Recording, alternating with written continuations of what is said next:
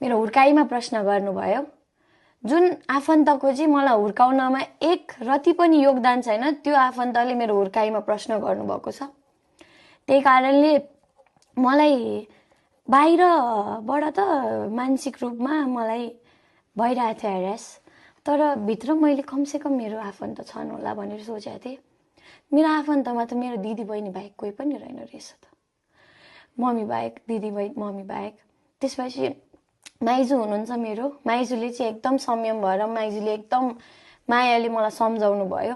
मैले घरपट्टि त मैले त घरपट्टिको त सबै बिर्सिनै सकेछु। मैले बाबाको साइडपट्टिको मैले पराजुली त जम्मा थर लिएको रहेछु। उहाँहरूले एक रति पनि के गरिस्, कसरी भइरहेको छ भन्ने कुरा सोध्ने चासो राख्नु भएन। किन गइस्, तेरो आमाले के सिकायो तँलाई, यस्तो खालको प्रतिक्रिया दिनुभयो। अनि मेरो एकदम नजिकको साथीहरूले पनि एथिक्स बेचिस् कि क्या हो भनेर मलाई टेक्स्ट गरेको थियो, नैतिकता बेचिस् क्या हो भनेर। अनि मैले सकिनँ, मसँग अप्सन के थियो भन्दा ब्लक गर्ने मात्र अप्सन थियो। हुन्छ मैले बेचेँ हजुर, मसँग नबोल्नुहोस्।